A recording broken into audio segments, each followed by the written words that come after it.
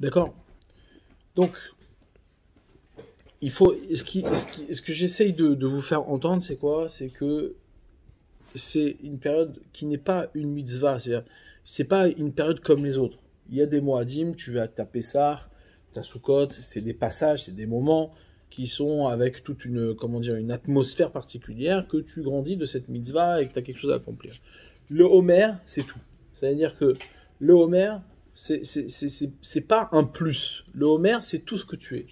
C'est-à-dire que, ouais, c'est pour ça que quoi que cette période-là, elle est exigeante. C'est pour ça que quoi que les élèves de Rabbi Akiva ils sont morts durant cette période. Donc ce que j'aimerais, c'est quoi? C'est qu'on réussisse à évaluer, ouais, à évaluer ce qu'est cette période. Si aujourd'hui, ouais, c'est-à-dire tous les, comment dire, tous les rangs, tout ce qui empêche, ouais, tout ce qui empêche de finaliser le projet divin, c'est ce qui se passe pendant cette période-là. Ouais, c'est ce qui se passe pendant cette période. Pourquoi? Parce qu'encore une fois, ouais, comment dire, cette période-là, elle a de particulier, c'est que on est livré à nous-mêmes. C'est là où on est vraiment nous-mêmes. D'habitude, ouais, c'est-à-dire, lorsque les bénis Israël sont en Égypte, ils sont esclaves, donc ils ne sont pas eux-mêmes. Lorsque ils reçoivent la Torah, ils sont esclaves d'Hachem, donc ils sont contraints et forcés d'être ce qu'ils sont. Ouais. Par contre, la période qui sépare la sortie d'Égypte jusqu'au don de la Torah, c'est cette période-là où les bénis Israël tendent vers la Torah. C'est-à-dire, c'est là où il y a une véritable acceptation. C'est là où on peut dire que toute la construction du Naaseh Venishma se fait. C'est-à-dire toute la préparation, tout ce qui va faire des bénis Israël, être des bénis Israël, c'est cette période-là. Ouais. Qui va se clôturer avec un aboutissement, ouais, une finalisation, qui est cette finalisation du don de la Torah. Ouais. En donnant la Torah, on a finalisé le parcours d'Israël. D'accord? C'est ce qu'ils ont mérité. Et donc, c'est-à-dire à la même mesure, à l'image de ce que les bénis Israël ont vécu durant cette période-là, ben nous, on le vit aujourd'hui. Seulement, ça a été brisé, il y a eu un drame au milieu qui fait que seuls les élèves de Rabbi Akiva étaient capables de porter ce projet jusqu'à la fin. Ouais. On va voir qu'est-ce qu'il y avait dans Rabbi Akiva de particulier. Mais en tous les cas, les élèves de Rabbi Akiva, eux, étaient censés amener le projet à sa réalisation et ils l'ont raté.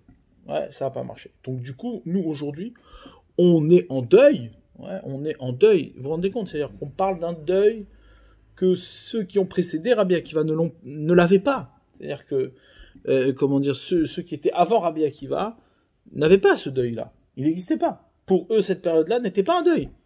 Nous, on n'a pas connu cette période-là sans deuil. C'est un deuil pour nous, ouais. C'est un deuil.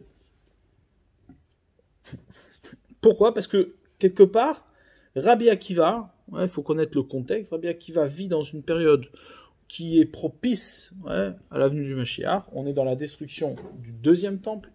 Ouais, et là-bas, lui-même, il a désigné comme Mashiach Bar Korba. Ces choses-là, Bar Korba a échoué par ses fautes.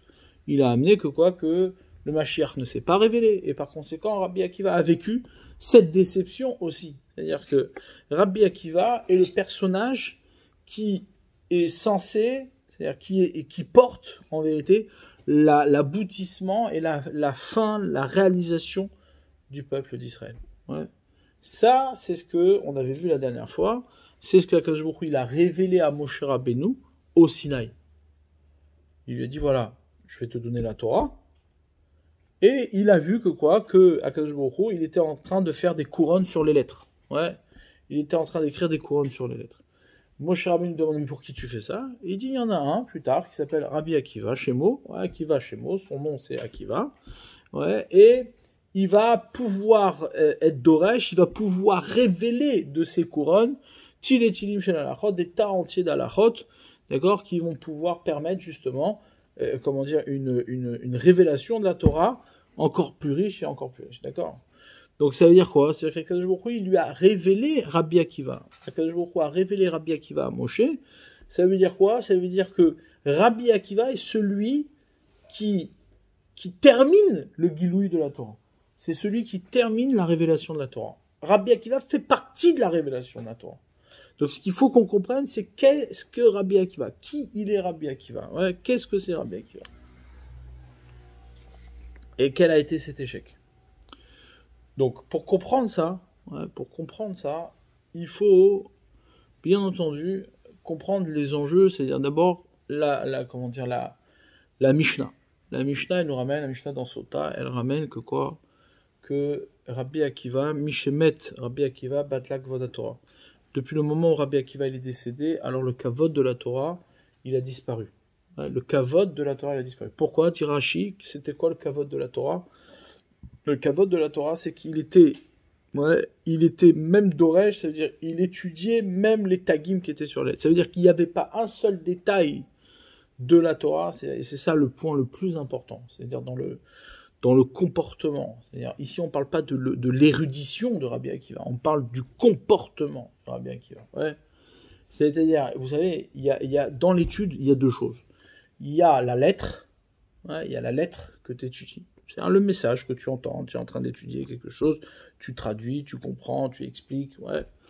Et il y a le comportement dans l'étude. Ouais. C'est-à-dire l'acharnement que tu vas mettre à aller chercher ce qui ne s'est pas encore vu. Ouais.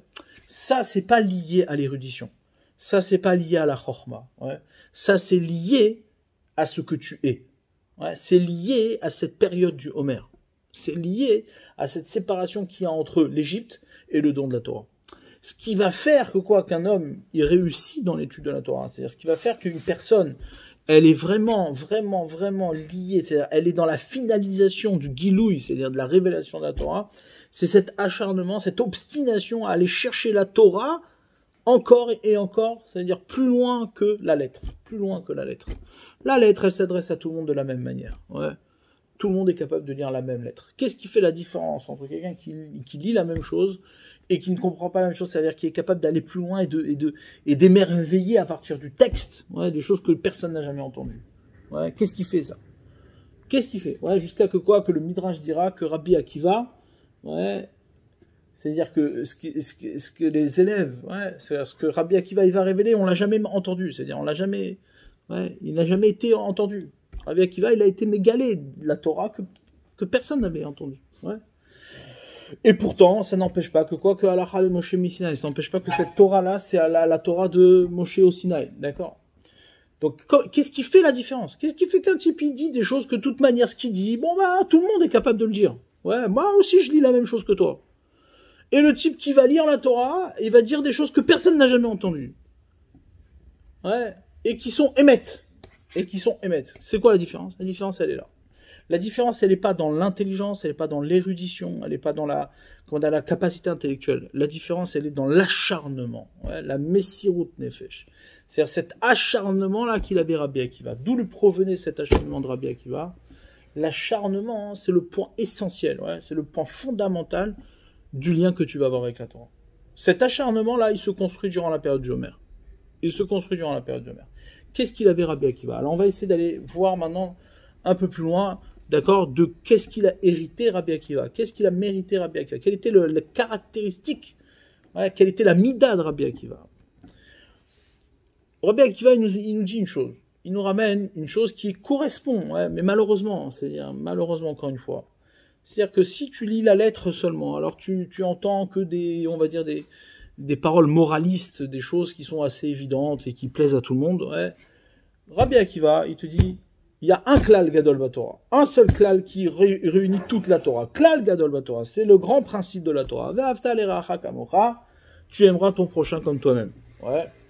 Si tu lis cette phrase-là, comme tout le monde le lit, c'est-à-dire que tu le lis à partir de la lettre et que tu ne vas pas chercher ce qu'était Rabbi Akiva dans son enseignement, alors tu peux prendre Rabbi Akiva comme un Hazve Shalom, comme un Jésus ou comme je sais quoi. Tu aimeras ton prochain quand le mec il te met une baffe, vas-y tends-lui la joue, sois gentil avec tout le monde, fais des bisous à tout le monde. C'est-à-dire que Rabbi Akiva, ce qu'il t'enseigne ici, il vient jamais, Rabbi Akiva, la Torah, elle vient jamais t'enseigner une évidence ou quelque chose de simplement moraliste et populaire. Elle vient t'enseigner quelque chose qui doit complètement chambouler et bouleverser ta vision. Donc quand je te dis Ve'afta l'eracha kamocha, tu aimeras ton prochain comme toi-même, il faut il faut que ça te bouleverse. Il faut pas que tu dises, ah ouais, j'aime bien ce truc-là, c'est sympa. Comment dire, ils sont sympas les juifs en fait. Ouais, ils aiment bien les gens, ils ont des belles paroles. Ouais, comme les gens ils te disent, ouais, mais en vérité, bon bah, ça veut dire, ces principes sont universels. Ouais. Non, les principes de la Torah ne sont pas universels. Ouais. Ils sont universels en cela, qui se révèlent à chacun, qui va révéler chacun comme il est. Ouais. C'est pas l'universel, comment dire, complètement perdu dans le mélange, ouais, dans ce mélange qui est comment dire, le n'importe quoi, ouais, le n'importe quoi populaire. D'accord. Donc on va essayer de reprendre les principes. Ici on parle de quelque chose de fondamental. On parle de quelque chose de très médouillac, très médouillac, très précis. Ouais. Donc Rabbi Akiva, comme son nom l'indique, Rabbi Akiva, c'était Rabbi Shel Ekev, le rabbi du Ekev, le rabbi du talon. Akiva, ouais, Akiva Shemo, et Akiva, c'est les mêmes lettres que nos sages nous disent, c'est les mêmes lettres que Yaakov, ouais, Yaakov. Akiva, Yaakov, ouais.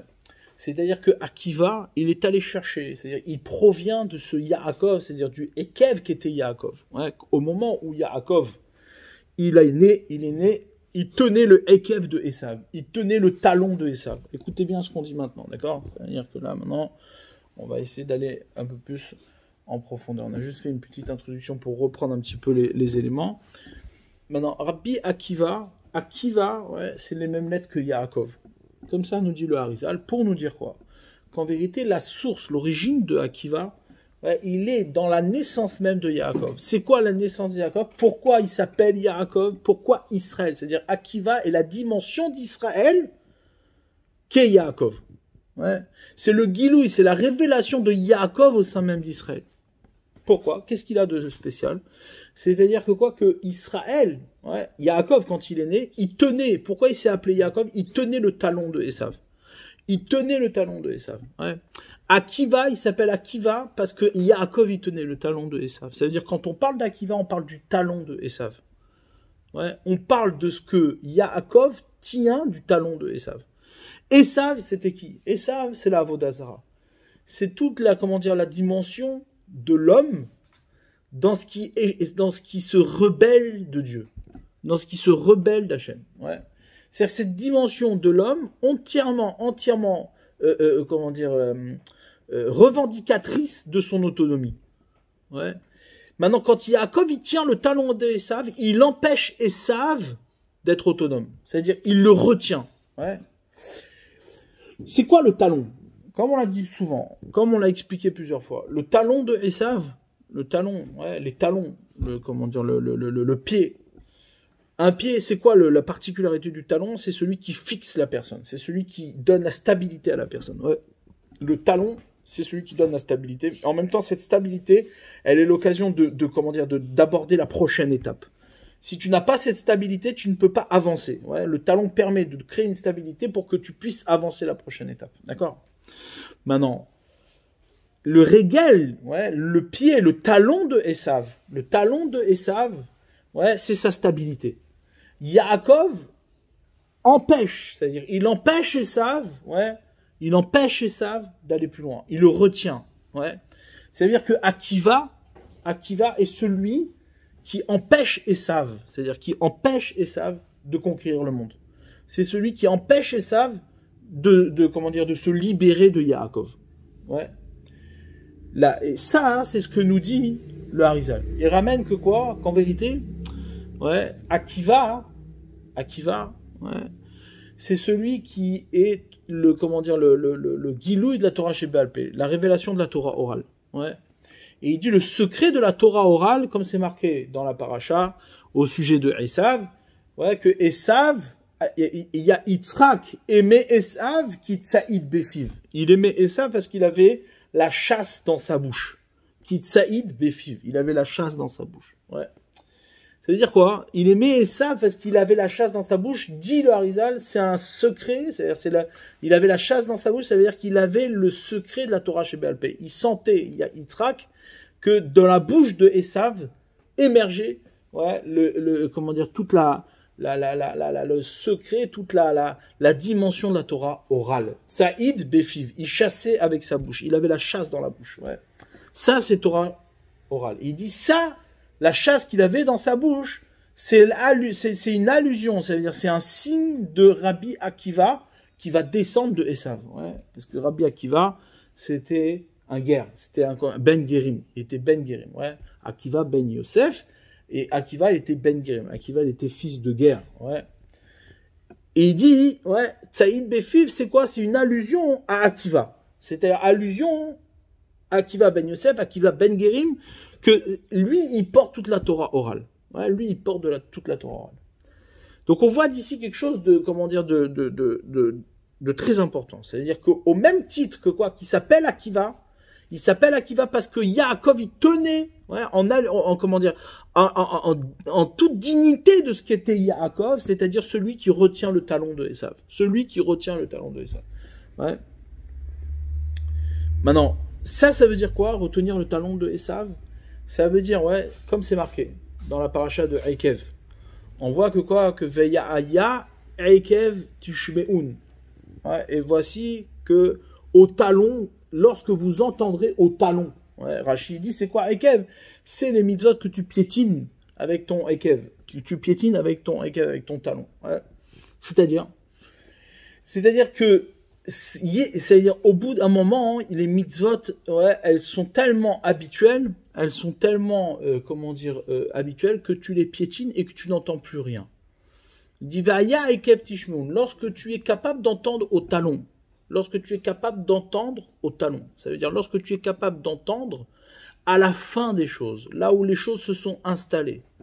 Si tu es capable d'entendre au bout de la lettre, qu'il y a encore quelque chose à entendre, alors là, tu as un salaire. Là, tu es attaché à la Torah. Ouais, là, tu es attaché à la Torah. C'est-à-dire que quoi, que la particularité de Rabbi Akiva, et donc toute la définition, l'essence même de la Torah orale, c'est quoi? C'est d'être capable, c'est-à-dire c'est d'être soucieux d'entendre au talon. C'est d'être soucieux d'entendre au bout de Esav d'entendre la Torah. C'est ça comment dire, la particularité de la Torah orale. Ouais. Au bout de Esav d'entendre la Torah. Ouais. Esav, il a une capacité énorme. D'où lui provient son kohar de l'idolâtrie. D'où lui provient sa force de l'idolâtrie. On va comprendre. Comment dire, le yetzer, c'est-à-dire la tendance à l'idolâtrie, elle provient justement de cette capacité à entendre Akadosh Baruch Hu, à être proche d'Akadosh Baruch Hu. Ouais.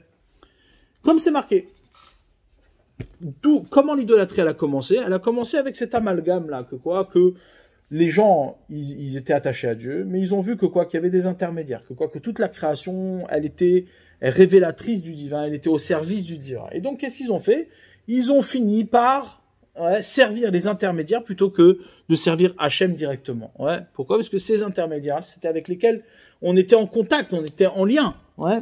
Donc, ils ont servi les anges, ils ont servi les astres, ils ont servi tout ça. Ils ont servi tout ça parce ils avaient cette sensibilité au divin, d'accord, qui s'est retrouvé piégé par les intermédiaires.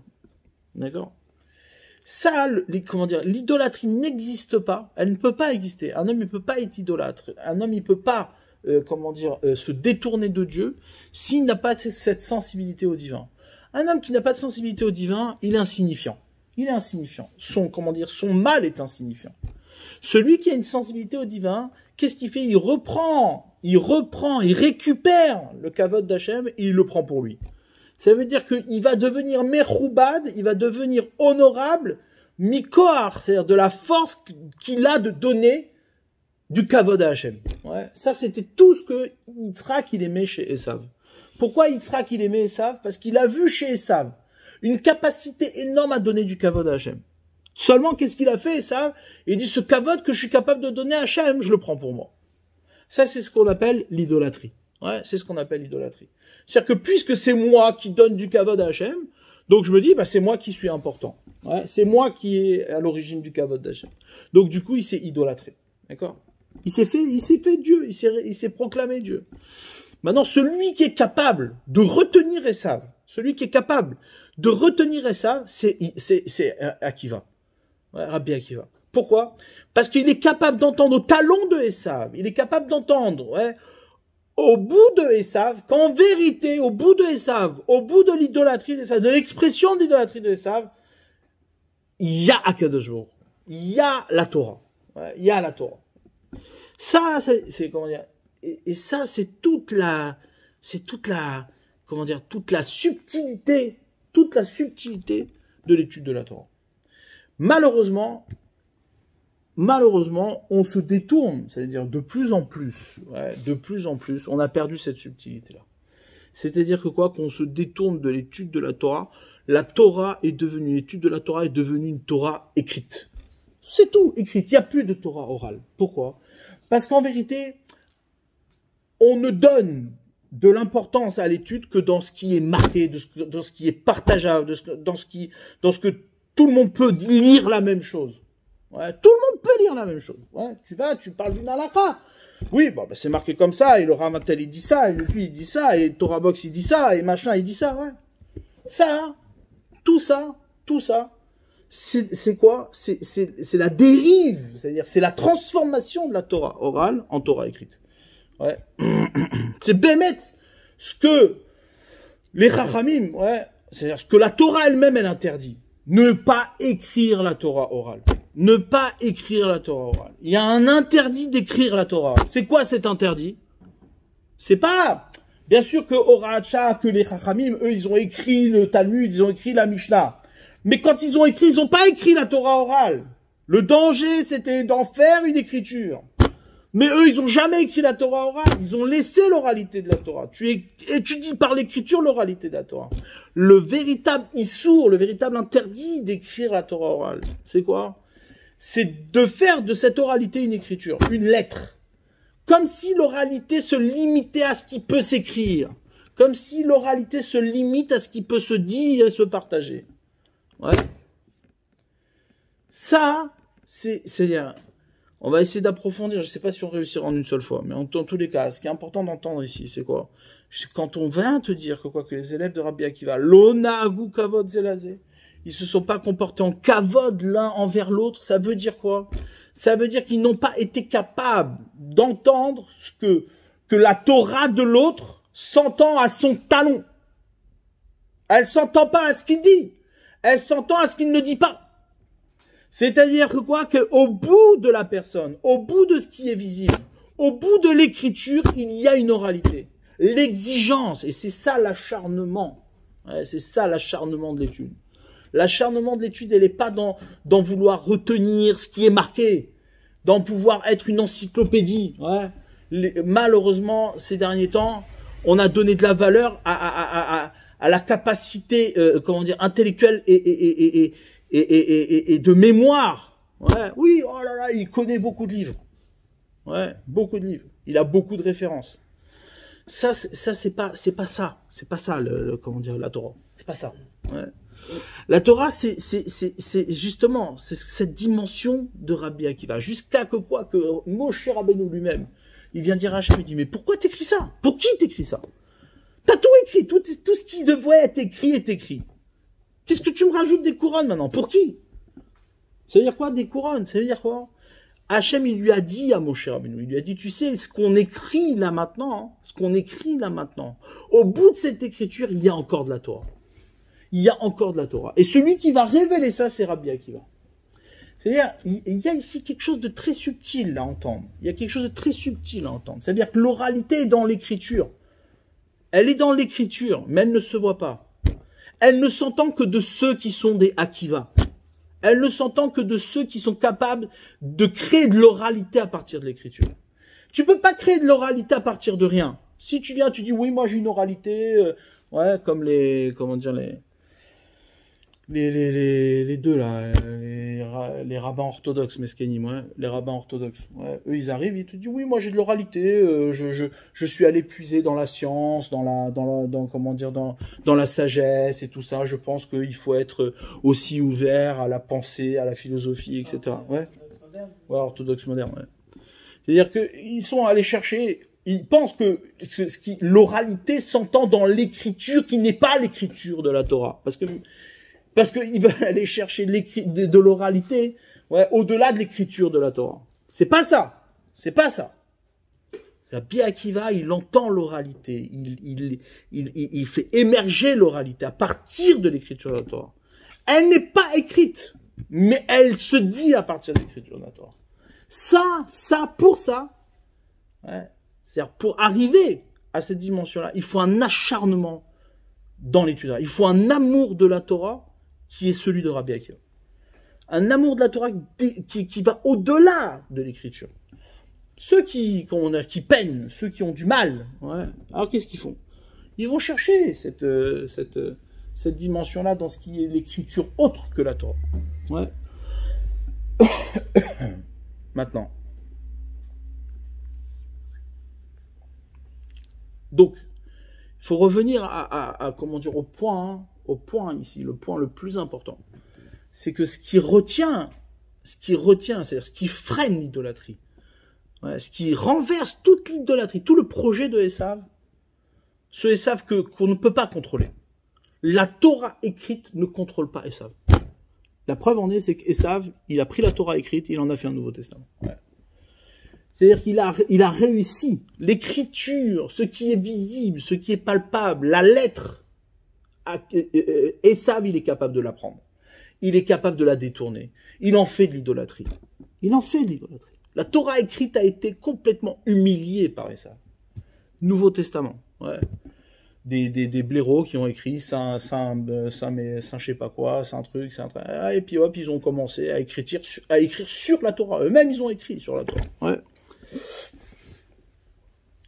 Mais celui qui domine Esav, celui qui empêche Esav d'aller plus loin, c'est Rabbi Akiva. Ouais. Là, Esav, il peut rien faire. Il peut rien faire. Pourquoi? Parce que ce qu'il dit Rabbi Akiva n'est pas marqué. Tu peux pas le saisir. Et pourtant, c'est ce qui est marqué. C'est ce qui est marqué. Ça, c'est propre à Rabbi Akiva. Pourquoi? Parce que ce qui se révèle de l'écriture, au-delà de l'écriture, c'est cet amour de la Torah, c'est-à-dire kavod à Torah. Le kavod que tu donnes à la Torah. Et c'est ce qui est déterminant dans ton lien, dans le lien qu'a un juif avec la Torah. C'est ce qui est déterminant. C'est ce qu'on appelle le kavod de la Torah. Le kavod de la Torah. Le kavod de la Torah, c'est pas simplement tu fais la Torah, t'étudies la Torah. Non, c'est pas ça. Le kavod de la Torah, c'est d'être soucieux de préserver la lettre de parce qu'il y a l'origine de la lettre, ce qui est au-delà de la lettre. Ouais. Il y a des choses qui se disent pas. Ouais, mais quand tu entends quelque chose qui n'est pas écrit, eh bien tu le sais. Tu te bats contre. Non, ça c'est pas possible. Ouais, ça va pas. Ah oui, mais regarde, on peut comprendre, on peut... Non, ça va pas, ça marche pas. Ouais, ça marche pas. Ça, c'est tout ce qui fait la grandeur des Chachamim. C'est ce qui fait toute la grandeur d'un Talmid Chacham. Un Talmid Chacham, qu'est-ce qu'il fait? Il est capable de te dire des choses que toi, tu ne peux pas voir tout seul. C'est impossible. C'est-à-dire que la lettre, elle te dit une chose. Ah, je comprends pas. J'ai un Talmud. C'est la même écriture. Il dit exactement la même chose. Ouais. Regarde, lui, il a écrit la Gemara comme ça, plus claire, elle est beaucoup plus claire, elle est beaucoup plus propre, elle est beaucoup plus truc, et il te rajoute Rashi en écriture normale, et Tosfot en écriture normale, et maintenant tout le monde peut lire, et tout ça c'est abordable, et puis bon, bah maintenant la Gemara, au lieu de faire 100 dapim, elle en fait 150, ouais. C'est beaucoup plus propre, beaucoup plus clair, mais c'est exactement la même chose, c'est exactement ce qui est écrit. Arrive un Rav Shach qui te dit, mais ça, c'est le début, ouais, de la perte de la Emouna. C'est le début de la perte de la Emouna. Ah, mais toi, tu peux pas le voir, ça. C'est impossible, tu peux pas le voir. Pourquoi? Parce que toi, t'es tout petit, toi. Toi, t'es un tout petit. Toi, t'es limité à la lettre. Mais ceux qui aiment la Torah, ceux qui sont donnés à fond pour la Torah, eh ben, ils entendent le kavod de la Torah. Ils entendent le kavod de la Torah. Et il sait très bien que ça, c'est la honte de la Torah. Il sait, il l'entend. Toi, tu peux pas le savoir, mais lui, il le sait. Pourquoi? Parce que lui, il est békavod à toi. Ouais. Comment tu peux te comparer à quelqu'un Qui était Rav Shach? Ouais. Rav Shach. C'était pas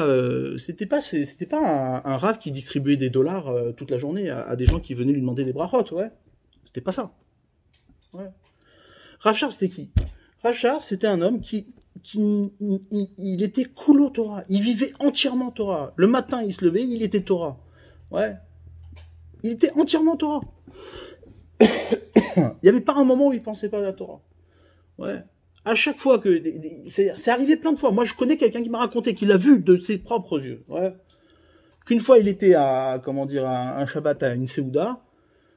Comment dire, et Rav Shar était tellement concentré dans sa soudia, il était tellement concentré dans son étude, il se décollait pas de l'étude, qu'il s'est pas rendu compte que, au lieu de mettre son verre dans sa bouche, il l'a mis dans sa barbe, il pensait qu'il était en train de boire, et l'eau, elle coulait dans sa barbe.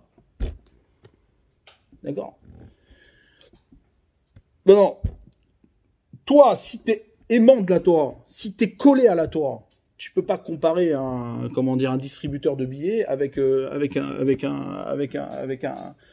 telle personne. C'est pas possible. Tu peux pas. C'est impossible. Ouais. Maintenant, ça c'est ce qu'on appelle Kvod à Torah. C'est ça le Kavod de la Torah. Je veux que vous compreniez cette subtilité là. Le Kavod de la Torah, c'est pas de faire de la Torah. C'est pas de distribuer de la Torah. C'est pas être le relayeur de la Torah. C'est pas celui qui fait de la publicité à la Torah. Le kavod de la Torah, c'est celui qui veut aller plus loin que la Torah. C'est celui qui veut aller encore plus loin que la Torah. Ouais, c'est celui-là, le kavod de la Torah. C'est-à-dire cet acharnement-là à aller chercher la Torah au bout de la lettre. Au bout de la lettre. C'est-à-dire au talon. Ouais. Et là, il est le chidouche. C'est là où il est le chidouche. Le chidouche, il est que quoi? Que Akiva, il pouvait pas supporter. Comment c'est possible qu'il existe dans le monde des créatures qui ne sont pas kavod d'Hachem? Comment il peut exister un Esav dans le monde qui n'est pas le kavod d'Hachem? C'est impossible. Tout ce qui a été créé dans ce monde, comme bara beolamo, lo brao el-ervodo. Tout ce que Akadosh Baruch Hu, il a créé dans ce monde, il a créé pour son kavod. Donc comment c'est possible? Comment c'est possible? Akiva, il se lève le matin, il étudie la Torah. Il étudie pas la Torah dans un coin enfermé, en train d'étudier sa Torah pour se faire plaisir et dire voilà, c'est bon, je connais. Non! Il étudie la Torah pour voir de la Torah partout. Il est soucieux que la Torah, elle soit partout. Ouais. Et quand il voit un Esav qui est idolâtre, il comprend pas. Il dit, c'est pas possible. C'est pas possible que Esav, il soit idolâtre. Ça n'existe pas un idolâtre dans le monde. Parce que tout ce qu'il y a dans le monde, c'est pour donner du kavod à Hachem. Ouais. Donc, qu'est-ce qu'il fait, Akiva? Il va chercher au talon de Esav, dans sa stabilité apparente, il va chercher la shmiya. Il va chercher ce qui s'entend. Ce qui s'entend, c'est pas ce qui se voit. Ouais. C'est-à-dire que, au-delà de ce qui se voit, il y a quelque chose qui s'entend. Ouais. Ça, c'est toute la particularité de Rabbi Akiva. Un idolâtre, ça n'existe pas. Donc, s'il est idolâtre, c'est qu'il y a quelque chose qui s'entend qui est Torah. Il y a quelque chose derrière qui s'entend qui est Torah. Ouais. Et ça, contrairement à tout ce qu'on peut penser, ouais, c'est celui qui est le plus respectueux des hommes et c'est celui qui est le plus aimant des hommes. Ouais. Parce que celui qui fait croire que le respect des hommes, c'est de laisser l'autre dans ce qu'il veut être, c'est-à-dire un Esav, il veut être un idolâtre. Sois un idolâtre, je te respecte, c'est vrai, c'est ta vision. Ouais, je t'aime comme tu es, je te prends comme tu es. Ouais. Ça, c'est celui qui est le plus, le plus haineux des gens. Le plus haineux des gens. Celui qui déteste les hommes, c'est celui qui laisse l'autre dans sa zut. Ouais. Rabbi Akiva, ve'ahavta l'ereacha kamocha. Tu aimeras ton prochain comme toi-même. Ça veut dire quoi? C'est pas de l'amour. Ouais. Non. Ve'ahavta l'ereacha kamocha. Tu aimeras ton prochain comme toi-même. C'est d'être soucieux que quoi qu'il soit comme moi-même. C'est-à-dire, je suis soucieux que tout ce que j'honore, soit dans l'honneur de l'autre. Soit dans l'honneur de l'autre. Ouais. C'est ça le souci. Chez l'Onagu Kavod Zelazé, ils se sont pas comportés en Kavod l'un envers l'autre. Ouais. C'est pas simplement, oui, il a pas respecté, il m'a piqué mon pyjama, et, ouais, il m'a piqué ma place, et moi je suis docteur, et lui il est épicier. Ouais, non, c'est pas ça. Ouais. Là-bas, c'est quoi? C'est qu'il a pas ils sont pas arrivés jusqu'au bout. C'est-à-dire, ils sont pas arrivés jusqu'au bout. Ils se respectaient tellement qu'ils en ont oublié. Ouais, ils en ont oublié que l'essentiel, c'est d'aller chercher ce qui s'écoute au-delà de ce qu'ils respectent. Le véritable kavod n'est pas dans le respect de ce que tu vois. Il est dans le respect de ce qui ne se voit pas. C'est-à-dire, il est dans la shmiya. Il n'est pas dans la vision, il est dans l'écoute. Il est dans l'écoute, ouais. Et c'est ça que, comment dire, le Hari, il ramène, que quoi qu'en vérité, Rabbi Akiva était le Gilgul de Zimri ben Salou. Zimri ben Salou, c'était qui? C'était Rosh Bet Av, la Shimoni. Ouais, c'était la tête de la tribu, c'était le chef de la tribu de Shimon. Ouais, de Shimon. D'ailleurs, Rabbi Akiva faisait partie de la tribu de Shimon. Il descendait directement de la tribu de Shimon. Ouais. C'est-à-dire que Rabbi Akiva, toute son essence, c'est la shmiya, c'est l'écoute. C'est l'écoute, être à l'écoute. Être à l'écoute, c'est être attentif à ce qui s'entend de ce qui ne se voit pas. La vision, elle est limitée. Ce que tu vois, c'est limité. C'est limité. Ce que tu vois, c'est ce que tu vois. Ouais. Maintenant, l'écoute, elle te permet d'honorer ce qu'il se voit bien plus que parce que tu vois. C'est honorer ce qu'il se voit au-delà de ce qu'il se voit. Entendre, être à l'écoute. Comme ils nous disent nos sages. Ouais, depuis le moment où le Beth Amikdash a été détruit, alors, at oznecha. Maintenant qu'il n'y a plus de névoie, il n'y a plus de prophétie, at oznecha ushma divrei chachamim. Penche ton oreille et écoute les paroles des sages.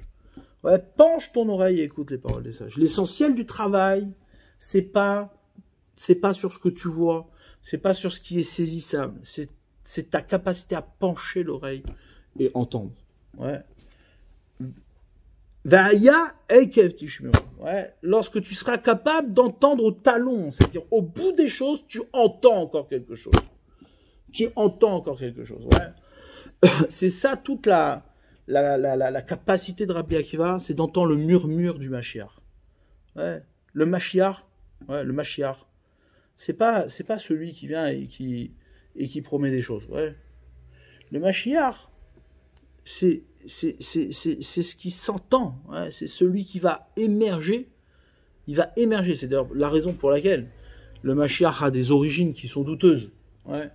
Pourquoi? Parce que, encore une fois, comme Rabbi Akiva, soucieux de ce qui s'entend au-delà de la lettre.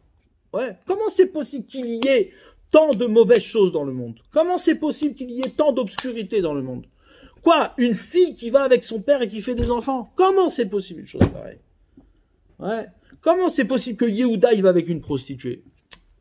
Pas possible. Asboniré, viens, on va voir maintenant qu'est-ce qui se passe au-delà de ce qui se voit. Viens, on va essayer d'entendre. Ouais. Viens, on va essayer de pencher l'oreille et d'écouter ce qu'il y a derrière. Ouais. Pourquoi? Parce que c'est pas possible qu'il y ait quelque chose dans le monde qui soit pas Kavod Hashem, qui soit pas le Kavod d'Akadosh Baruch Hu. Ça n'existe pas. Ouais.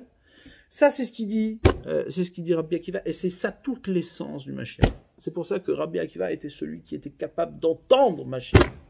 Il était capable d'entendre Mashiach. Ouais. Ça veut dire que on pourrait croire qu'il n'y a pas Chilul Hashem, et pourtant c'est pas... Chilul Hashem, Fadek a Chilul Hashem. Seulement, le Kiddush Hashem, c'est d'aller justement combattre ce Chilul Hashem, révéler au-delà du Chilul Hashem ce qui est le Kavod Hashem. Tout finit sur le Kavod Hashem, donc il n'y a rien qui est Khalem.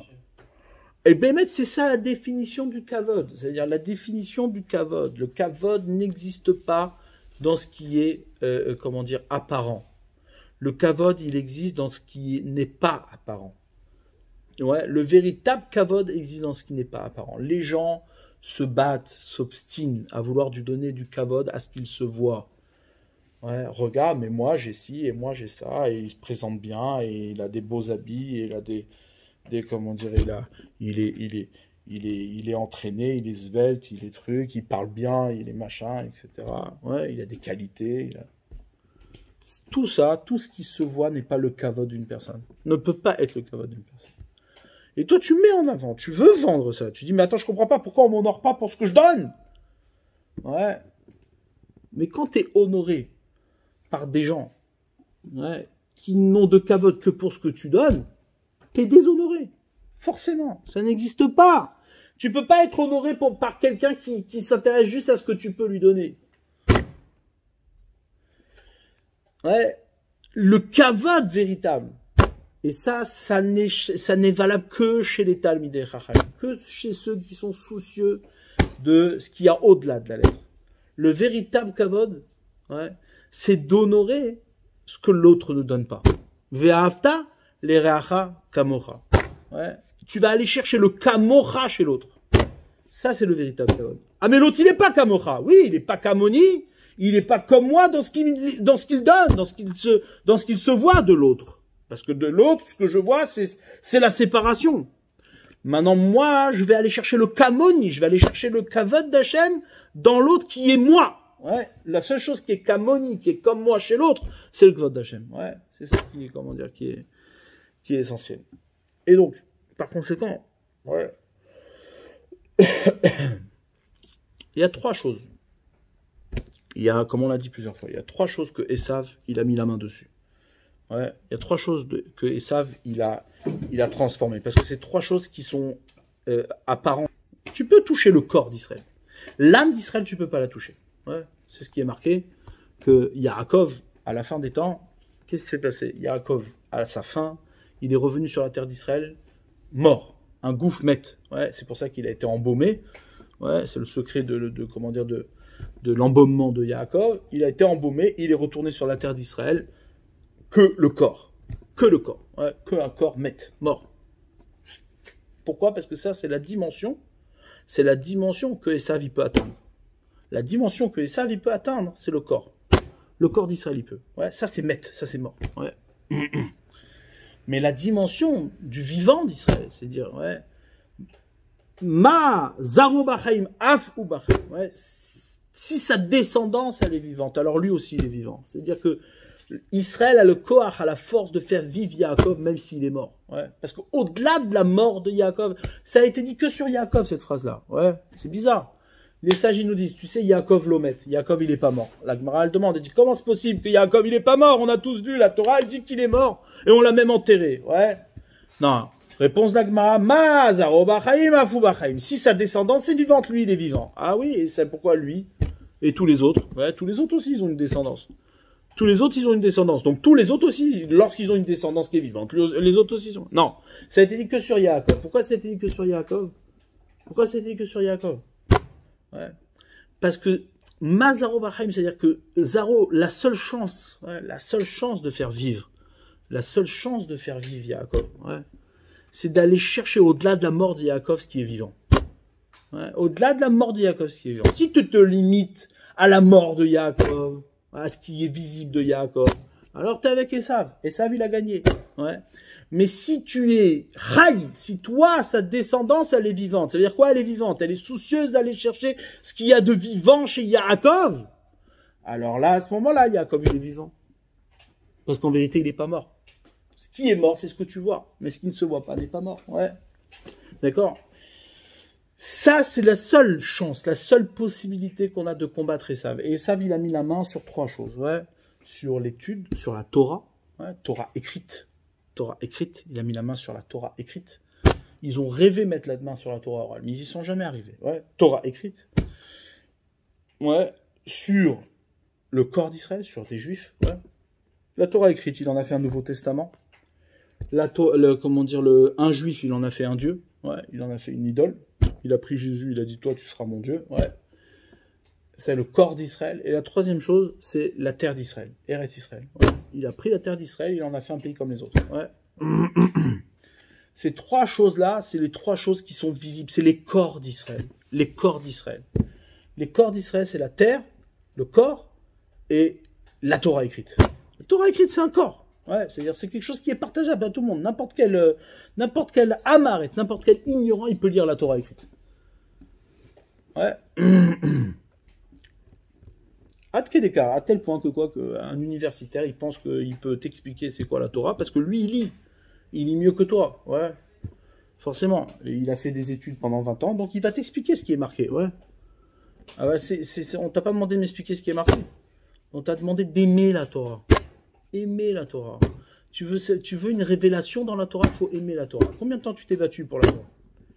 Combien de jours et nuits tu y as pleuré pour comprendre la Torah? Combien de temps t'as passé à te sacrifier pour étudier la Torah? Ça, c'est ça l'étude de la Torah. C'est ça la véritable Torah. Ouais, Torah orale. L'oralité de la Torah, elle émerge de ceux qui se sont battus pour elle. De ceux qui ont été Moser Nefesh pour elle. Ouais.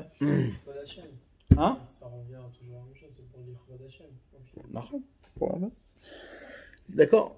Donc, les Kitsour, on ne va pas aller plus loin pour l'instant, parce qu'il y a, comment dire, il y a plusieurs étapes. Mais ce qu'il faut retenir ici,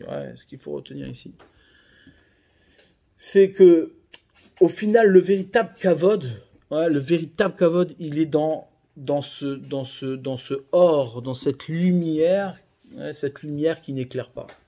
Ouais, le shem davar chez la or. Ouais. Le shem davar du or, c'est-à-dire l'objet lumière, le shem davar. Ouais. L'objet lumière, c'est pas ce qui est lumineux. Ce qui est lumineux, c'est ce qui se voit. C'est ce que tout le monde peut voir. Quand tu prends une lumière, tu éclaires, tout le monde peut voir la lumière.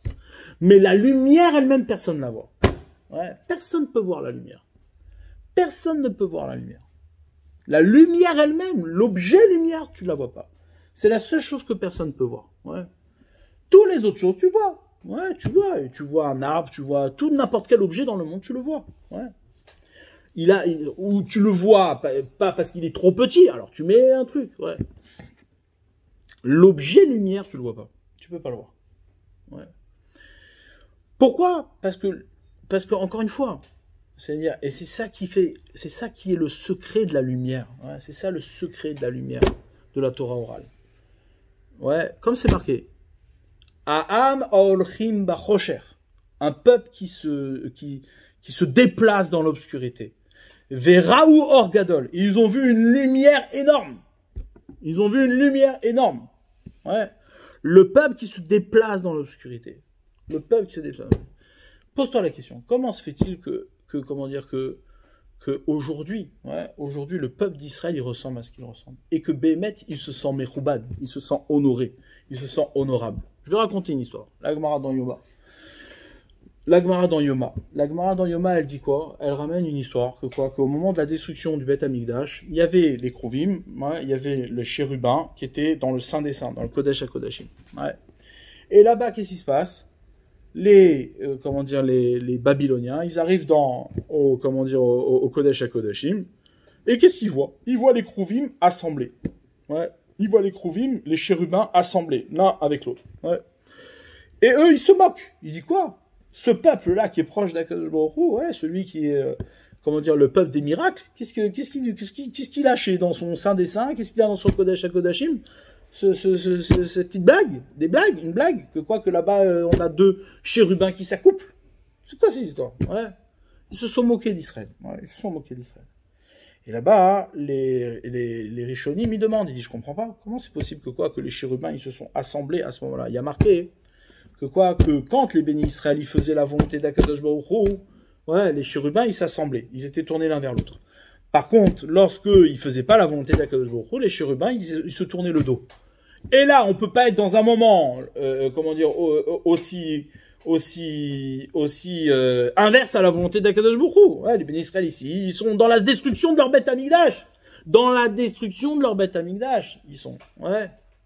Comment tu peux me dire que les chérubins ils vont s'assembler? Ouais, c'est pas normal. Qu'est-ce qu'il dit le Ritva? Il ramène le Réhem qui était son rave. Ouais, il ramène le Ritva, il dit, ouais. Non, ça c'est un Nes, ça a été fait à l'idée des Nes, ça a été fait par un miracle, ouais. Ve'u Nes le Ra'a. C'est un miracle pour le mal. Pourquoi? Pour le mal, pour les galotes et à Herva chez l'Israël. Pour révéler la nudité d'Israël. Pour révéler l'humiliation d'Israël. C'est-à-dire, un miracle, oui. Avec un jour, il a fait un miracle que les chérubins ils s'assemblent ensemble. Ouais, à ce moment-là. Les Ra'a, pour le mal, il a fait ce miracle. Pour le mal. Ça veut dire quoi un miracle pour le mal? Ouais, pour que tout le monde voit la nudité d'Israël, pour que tout le monde voit l'humiliation d'Israël. Qu'est-ce que ça veut dire? Ça veut dire qu'il y a ici une révélation de l'obscurité d'Israël. Il y a une révélation de ce dans quoi Israël est enfermé, de ce dans quoi Israël il est piégé. Ça, c'est un guilouille énorme, c'est une révélation énorme. C'est un miracle. Seulement un miracle peut révéler ça. Mais c'est un miracle qui révèle le mal, qui révèle ce qui ne se voit pas d'Israël. Qu'est-ce qui ne se voit pas d'Israël? Ça a été piégé par les mauvaises. Celui qui va être soucieux qu'au-delà de la nudité d'Israël, il y a encore quelque chose qui s'entend et qui est la dimension de la proximité d'Akadosh Baruch Hu avec Israël. Ah oui, mais regarde, ouais. Non, j'entends la proximité, mais il faut être capable de l'entendre, d'entendre qu'il y a ici quelque chose d'obscur. Si tu vois de la lumière partout, alors t'es un mesquin. Ouais. Si tu penses que effectivement, de pouvoir humilier Israël comme il a été humilié au moment où les Babyloniens rentrent dans le Saint des Saints et ils voient ces choses-là, tu dis, ouais, ils ont vu, ouais, notre intimité. Ils ont vu notre intimité. Enfin, Israël est comme les autres. Enfin, Israël, ouais. Ah, si ça te plaît, si ça c'est de la lumière, reste avec ta lumière. Ouais, là, comment dire, Rabbi Akiva est celui qui dit non mais ça c'est de l'obscurité. Mais derrière l'obscurité, gratte et là-bas il y a la lumière. Ouais. Là-bas il y a la lumière. C'est exactement la situation dans laquelle on est. Bémet, ouais, Bémet. C'est pas pour rien qu'au milieu du Homer, ouais, il y a toute cette usurpation de la lumière, ouais, que l'on essaye de mettre en avant au milieu de ce qui devrait être au contraire, vu comme de l'obscurité. Si tu vois ça comme de l'obscurité, alors tu vas être soucieux, comme Rabbi Akiva, d'être mégalé kvodo shalekajou, d'être mégalé le kavod d'Hachem. Ouais. Mais si tu vois de la lumière là où il y a de l'obscurité, alors tu ne peux pas être soucieux de révéler le kavod d'Hachem. Parce que le kavod d'Hachem, il est dans la couronne qui est au-delà de la lettre. C'est pas une lettre. Le kavod n'est pas dans la lettre. Je sais pas si on peut faire le lien, mais ce matin on étudiait et Israël a remis un truc en disant que Rachid dit que quand tu fais l'abdika, si tu fais le jour ou le Oraner, alors t'es marchir au final. T'es pas meir, mais t'es marchir. Est-ce que du coup ça a un lien justement que ce que tu disais que c'est dans l'obscurité que tu vas aller être mégalé. C'est ça, bien sûr. C'est clair, mais si tu es justement dans une démarche où il y a de la lumière, etc., bah, au contraire, tu vas plus être marchir qu'autre chose. Bien sûr. C'est ça tout le secret. C'est ça que Rachid dit là-bas. Ouais, que nous, on essaie de creuser, on essaie de comprendre. Ah, mais pourquoi il dit que l'abdika, elle est minatora. Bah, il ira au Balimase. Ouais. Rachid t'explique, c'est quoi une vraie bdika, c'est ça qu'il te dit. C'est quoi le inyan du Hametz, ouais. C'est quoi d'être mégalé le Hametz. Le Hametz, c'est l'obscurité, c'est-à-dire tu peux révéler, la véritable lumière, elle est dans la lumière qui mégalait le Hametz. Ouais. Kitso, dans tous les cas, ce qu'il faut entendre ici, ouais. C'est-à-dire que ça n'existe pas une lumière sans effort. Ça n'existe pas une lumière sans effort. Lorsque tu récupères de la lumière, ouais, juste parce qu'on te l'a transmise, tiens, voilà, profite de la lumière comme tout le monde, on fait des feux d'artifice et on chante, ouais. Ça, c'est pas de la lumière. Ça, c'est pas de la lumière. Ouais. La lumière, elle se fait dans l'effort. Et l'effort, il est dans la shmiya, dans ta capacité à entendre. Pas dans ta capacité à voir. Voir, tout le monde voit. Tout le monde voit. Ouais. Voir, tout le monde voit. Entendre, pas tout le monde, il entend. Ouais. Ça, c'est ça le véritable... c'est ça la Torah. La Torah, c'est l'amour que tu vas donner pour la Torah, c'est-à-dire cet acharnement d'aller chercher le sens là où il n'est pas vu, il n'est pas visible. Être soucieux d'aller entendre quelque chose et ne pas se limiter à ce qui se voit. Ouais. Ma chidouche, quelle est la nouveauté que toi tu vas pouvoir apporter à partir de ce que tu as entendu? Ouais. À partir de ce que tu as entendu. Tov, on va s'arrêter là, mais il faudra continuer.